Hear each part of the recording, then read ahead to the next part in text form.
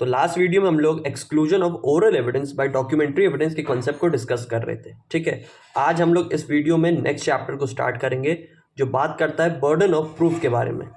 हम सभी की लाइफ में अलग अलग चीज़ों का टेंशन या फिर कह लीजिए प्रेशर रहता है, लेकिन वही प्रेशर अगर हम कानून की भाषा में जानेंगे तो उसको बर्डन बोलते हैं। यानी किसी चीज़ का ऐसा भार जिसमें हम खुद अपनी चीज़ों को बोल के या कह के खुद ही फंस जाते हैं। उसी कॉन्सेप्ट को लॉ की लैंग्वेज में बर्डन ऑफ प्रूफ कहते हैं। यानी कि जब कोई चीज़ हमें साबित करनी होती है या फिर कह लीजिए जिसमें हमको शंका होती है कि नहीं ये ऐसे होगा, ये ऐसे होगा, तो उसमें हम उसको कैसे साबित करेंगे, वो कैसे को हम यहाँ पे बर्डन ऑफ प्रूफ बोलते हैं।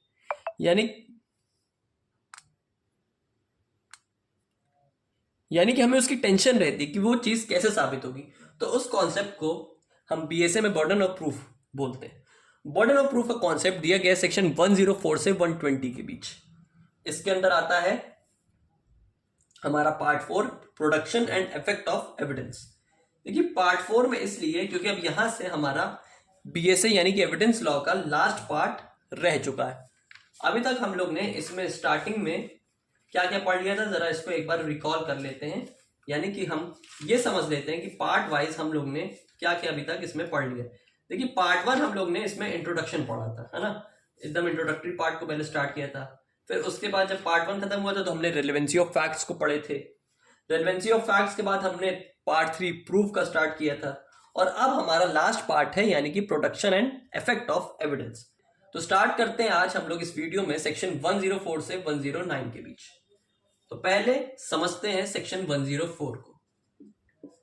सेक्शन 104 बात करता है बर्डन ऑफ प्रूफ के ही बारे में। यानी कि जो ये शब्द है इसका क्या मतलब हुआ।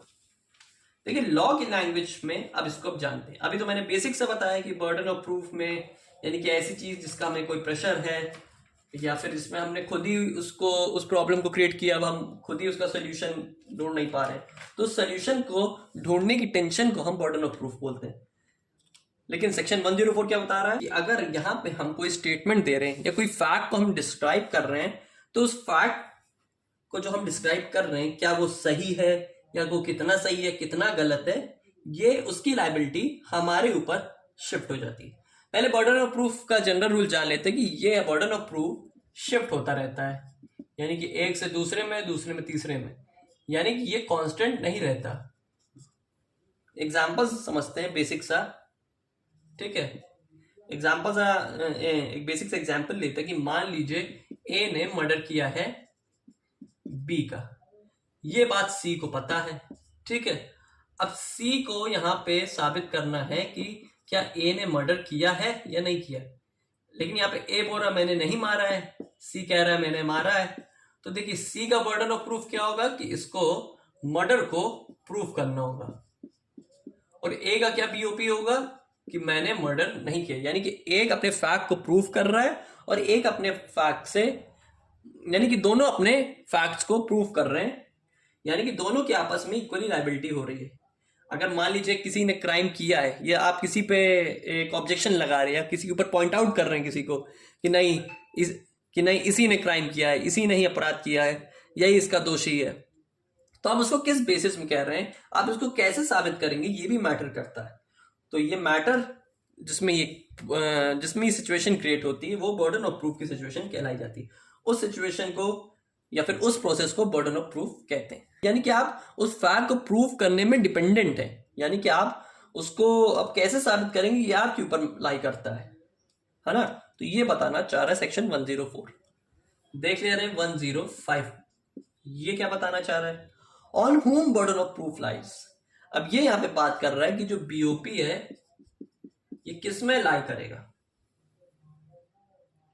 देखिए बर्डन ऑफ प्रूफ उसमें उस पर्सन पे लाई करता है जो अपना एविडेंस देने में फेल हो जाए। यानी कि यही एग्जांपल लेते हैं कि ए ने यहां पे बी का मर्डर किया, ये चीज सी को पता है, अब सी यहां पे प्रूफ कर रहा है, अब सी यहां पे कह रहा है कि यहां पे मर्डर किया है ए ने। ए कह रहा है कि मैं जिस दिन मर्डर हुआ है उस इंसिडेंट को या फिर उस तारीख को मैं वहां पे प्रेजेंट ही नहीं था। अब देखिए एग्जैक्ट से एकदम अचानक से एकदम स्टेटमेंट चेंज हो गया कि नहीं?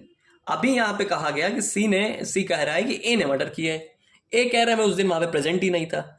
अब उसकी वहां प्रेजेंस नहीं है, जाहिर सी बात है ना, फैक्ट अब बिल्कुल एकदम चेंज हो गए। अब प्रेशर किसके ऊपर आ गया? उंगली किसकी तरफ उठेगी? सी पर ही उठेगी ना। बीओपी इसकी तरफ ही शिफ्ट हो गया। क्यों? ए ने कहा मैं वहां पे प्रेजेंट नहीं था, यहां पे तुरंत स्टेटमेंट चेंज हो गया। बीओपी जो अभी तक ए में जा रहा था, अब वो बीओपी सी के पास चला गया।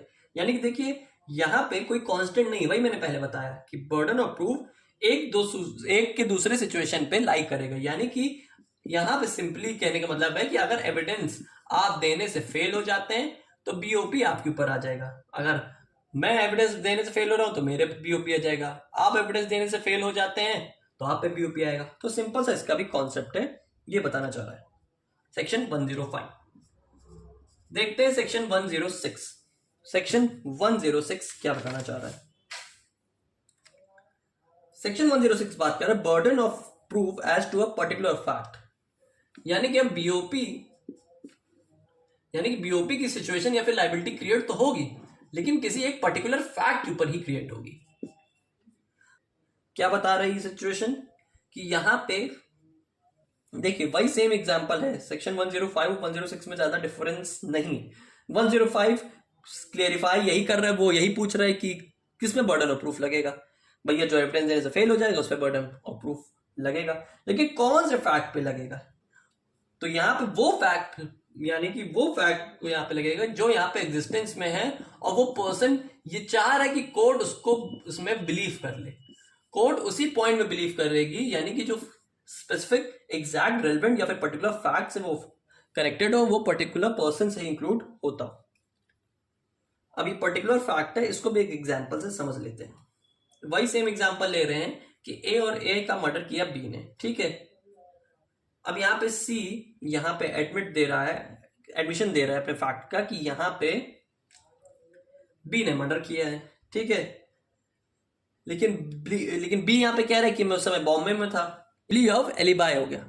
एलिबाई का मतलब ये है कि यहाँ पे आप उस जगह पे प्रेजेंट ही नहीं, आप एल्सवेयर थे, यानी कि आप कहीं और मौजूद थे। अब देखिए बीओपी यहाँ पे शिफ्ट हो गई, पहले इसमें थी फिर उसमें चली गई।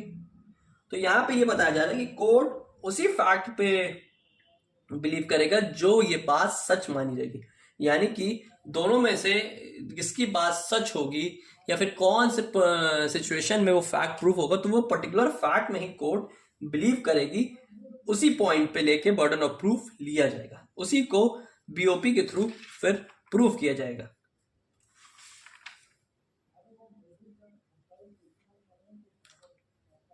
तो ये था आपका सेक्शन 106। देखते हैं सेक्शन 107। सेक्शन 107 बात कर रहा है burden of proof fact to be proof to make evidence admissible. यानी कि बीओपी हम उस फैक्ट का देंगे जो फैक्ट प्रूव होकर एविडेंस बनेगा और वो एविडेंस कोर्ट में एडमिसिबल हो। यानी कि ये बीओपी हम यहां पे एक फैक्ट को नहीं, किसी दूसरे फैक्ट को प्रूफ करने के लिए देते हैं। कहने का मतलब है कि यहां पे अगर ए पर्सन कोई अपनी बात को साबित कर रहा है, कोई फैक्ट को प्रूफ कर रहा है, तो उस बात को प्रूफ करने के लिए उसका दूसरे फैक्ट का भी एग्जिस्टेंस में होना जरूरी है। यानी कि उस फैक्ट जो सेकंड फैक्ट है उसको भी प्रूफ होना जरूरी है। नहीं समझ आया? लेते फिर से एग्जाम्पल इसका भी। कहने का मतलब है एग्जाम्पल लेते हैं। मान लीजिए दो पर्सन है ए और बी, ठीक है।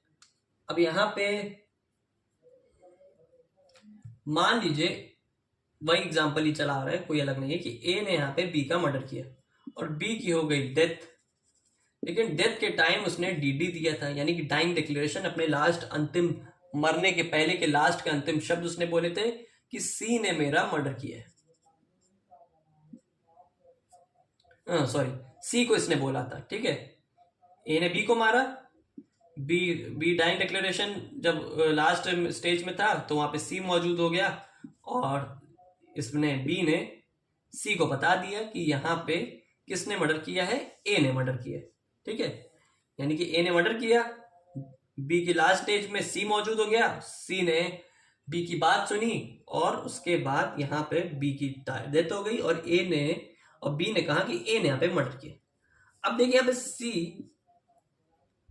अब देखिए यहाँ पे कोर्ट में अभी तक तो ए के पास बर्डन ऑफ प्रूफ है, अभी तो बर्डन ऑफ प्रूफ ए के पास है, लेकिन यहाँ पे सी के ऊपर कैसे बर्डन ऑफ प्रूफ आएगा? वो ऐसे आएगा कि अगर सी कहेगा कि यहाँ पे ए ने मर्डर किया है बी का, तो यहाँ पे बी का मर्डर होने से पहले, या फिर यानी कि ए अगर यहाँ पे ये कहेगा, सॉरी सी यहाँ पे ये कहेगा कि यहाँ पे मुझे जो तुम्हारा आपका पर्सन बी था, इसने मुझे डाइंग डिक्लेरेशन दिया था लास्ट में, ये ए ने ही मर्डर किया है। अब देखिए यहाँ पे डाइंग डिक्लेरेशन देने के बाद उसकी डेथ होनी बहुत जरूरी है। जनरल सी बात है ना, डीडी देने के बाद मरा ही नहीं, बच गया, तो फिर कैसे डेथ प्रूफ करेंगे? नहीं करेंगे ना। डाइंग डिक्लेरेशन अगर आप दे रहे हैं तो दैट मीन्स कि उस पर्सन की यहाँ पे डेथ हो गई है और यहाँ पे डेथ को भी प्रूफ किया जा रहा है, यानी कि डाइंग डिक्लेरेशन के बाद डेथ हुई है या नहीं हुई है इसको भी प्रूफ करना जरूरी है। वही आपको सेक्शन 107 का स्टेटमेंट बताना चाह रहा है कि यहाँ पे एक पर्सन कोई फैक्ट को डिस्क्राइब कर रहा है जिससे दूसरे फैक्ट भी एनेबल हो रहे हैं, यानी कि दूसरा सेकंड फैक्ट भी एनेबल हो रहा है, तो उस सेकंड फैक्ट को भी प्रूव आपको करना पड़ेगा। केवल फर्स्ट फैक्ट को प्रूव करने से काम नहीं चलेगा, सेकंड फैक्ट का भी प्रूव होना जरूरी है। ये बता रहा है सेक्शन 107।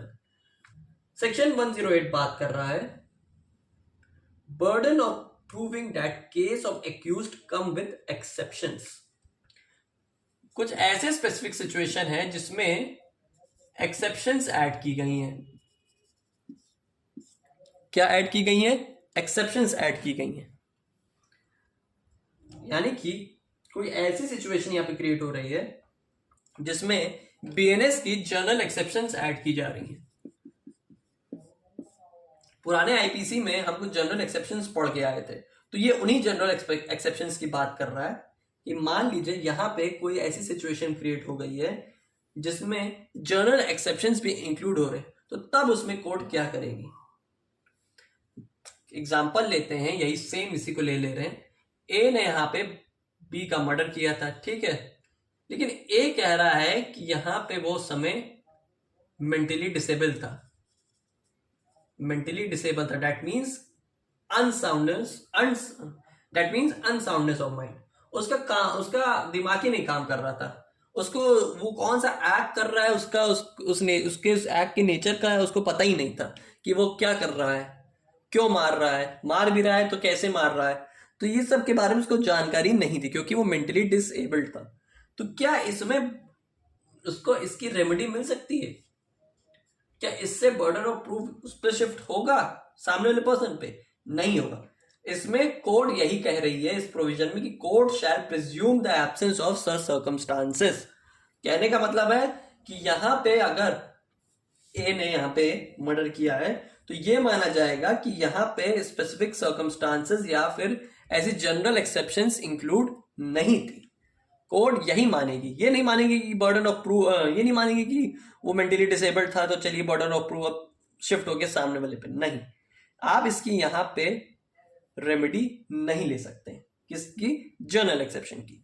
ये बताना चाह रहा है सेक्शन 107। देखते हैं इस टॉपिक का लास्ट सेक्शन, सेक्शन 109। बहुत बेसिक सा सेक्शन है ये भी। Burden of proving fact specially with in knowledge. When any fact is specially within the knowledge of any person, the burden of proof that fact is upon him.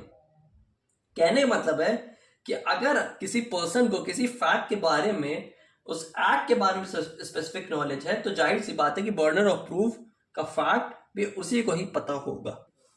यानी कि अगर यहाँ पे ए ने बी का मर्डर किया है, ठीक है, तो यहाँ पे एक्यूज को ही पता होगा, यानी कि एक्यूज के ऊपर ही सेल्फ बीओपी उसके पास क्रिएट हो जाएगा। कहने का मतलब है कब यहाँ पे एक्यूज को ही अपनी इनोसेंस को ही प्रूव करना होगा। कहने का मतलब है कि यहाँ पे मान लीजिए ए ने ही मर्डर किया बी का, ठीक है, ए ने ही बी का मर्डर किया। अब यहाँ पे मर्डर की नॉलेज किसको होगी? ए को होगी, तो यहाँ पे बीओपी भी उसी को ही प्रूव करना पड़ेगा। सिंपल सी बात, बस यही कह रहा है यहाँ पे। That means when a person does any act with some intention other than that which the character and circumstances of the act suggest, the burden of proving that intention is upon him. उसके खुद ही में ही वो BOP liable होगी, यानी कि उसकी खुद की सेल्फ लाइबिलिटी क्रिएट होगी कि तुमने मर्डर किया, अब चलो तुम ही प्रूव करो क्योंकि तुम्हारे पास इस फैक्ट की प्रॉपर एप्रोप्रिएट नॉलेज थी। ये बताना चाह रहा है सेक्शन 109। रिमेनिंग सेक्शंस को हम लोग कंटिन्यू करेंगे अपनी नेक्स्ट वीडियो में।